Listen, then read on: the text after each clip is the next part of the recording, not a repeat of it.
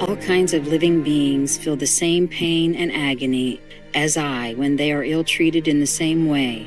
For this reason, all sorts of living beings should not be beaten, nor treated with violence, nor abused, nor tormented, nor deprived of life. Please continue watching to find out more. One of the oldest religions in the world is Jainism, traditionally known as Jain Dharma.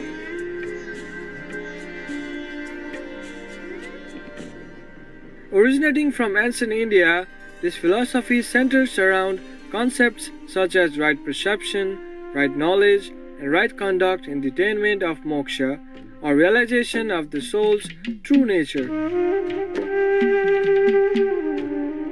The concept of ahimsa, or non-violence, is of equally great importance. Thus, with compassion for all life, practitioners of Jainism follow a pure vegetarian or vegan diet.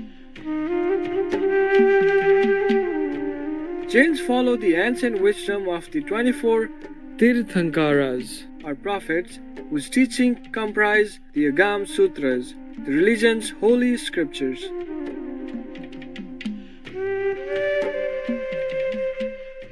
Lord Mahavira, who is considered to be the last Tirthankaras, was born around the 5th to 6th century BC as a prince of the ancient kingdom of Vaishali. He later forsook his royal status to pursue the spiritual path.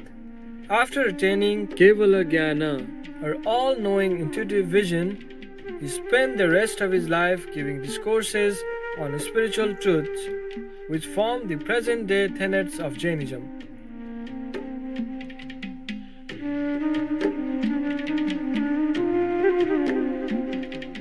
Supreme Master Ching Hai has spoken about Lord Mahavira as during this lecture in Taiwan, also known as Formosa, on June 23, 2019.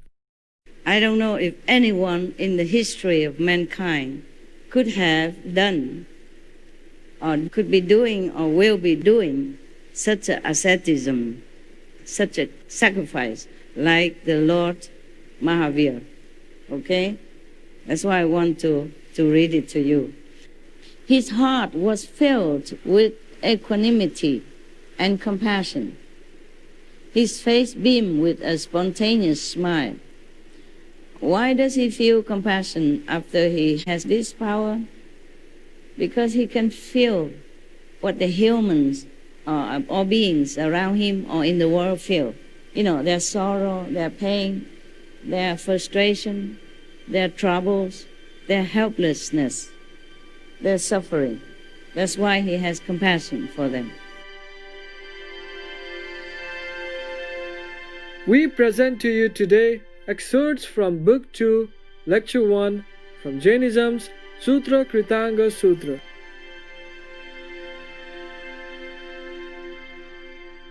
Second book, first lecture, The Lotus. I say, here in the east, west, north, and south, there are some men, namely Aryas, noble people, non-Aryas. They own small or large houses and fields. They own few or many servants and peasants. Being born in such like families, they renounce their possessions and lead a mendicant's life. Some leave their kinsmen and their property to lead a mendicant's life. Others, who have no kinsmen or property, lead a mendicant's life. Whether they have kinsmen and property or not, they renounce them and lead a mendicant's life. Previously, however, they thought thus: here indeed a man who is on the point of turning monk makes the following reflections with regard to different things.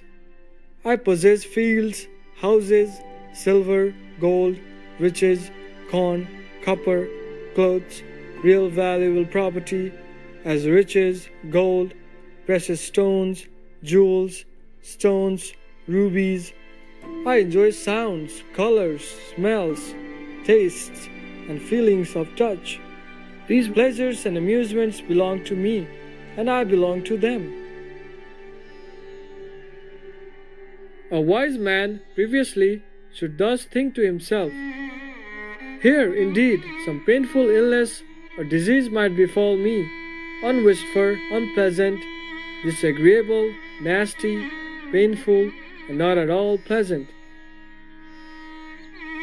O ye dear pleasures, take upon you this painful illness or disease, unwished for, unpleasant, disagreeable, nasty, painful, and not at all pleasant, that I may not suffer, grieve, blame myself, grow feeble, be afflicted, and undergo great pain.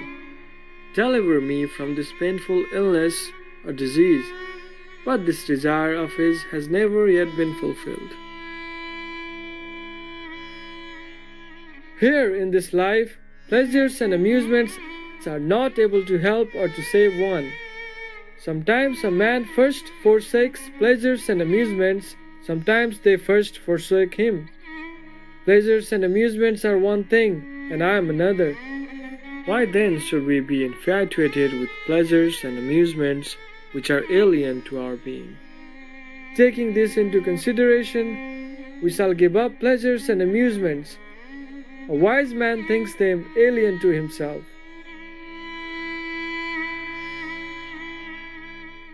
There are things more intimately connected with me, namely my mother, father, brother, sister, wife, children, grandchildren, daughters-in-law, servants, friends, kinsmen, companions, and acquaintances. These my relations belong to me, and I belong to them.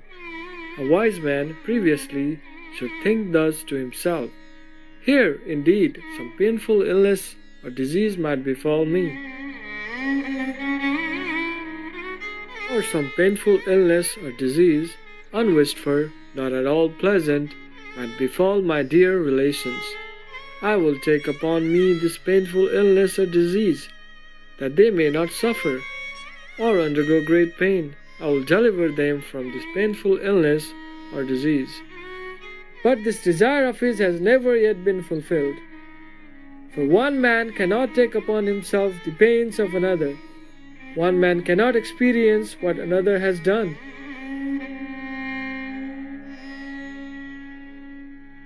Individually, a man is born, individually he dies. Individually, he falls from the state of existence. Individually, he arises to another. His passions, consciousness, intellect, perceptions, and impressions belong to the individual exclusively. Here, indeed, the bonds of relationship are not able to help or save one.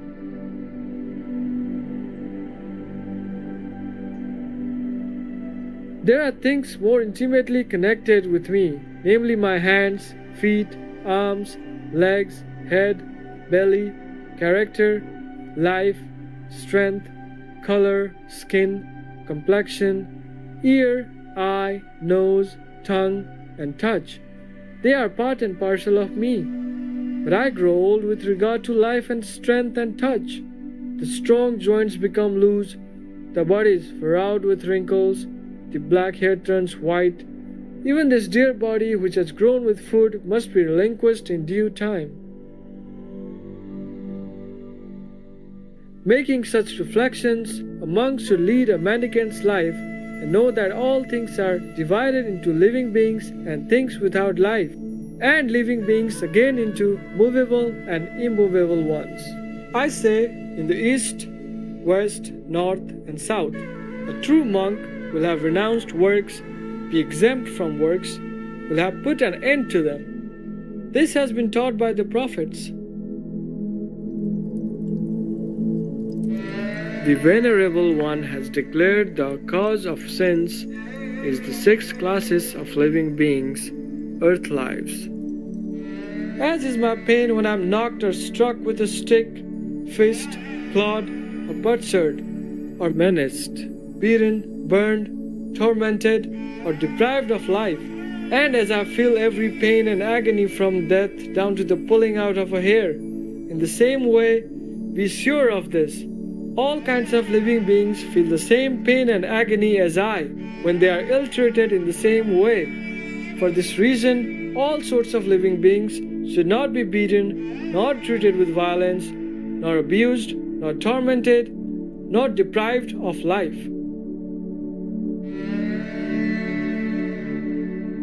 I say, the Arhats and Bhagavats, blessed ones of the past, present, and future, all say thus, speak thus, declare thus, explain thus. All sorts of living beings should not be slain, not treated with violence, nor abused, nor tormented, nor driven away. This constant, permanent, eternal, true law has been taught by wise men who comprehend all things. Thus a monk abstains from the 5 cardinal sins, slaughter of living beings, etc.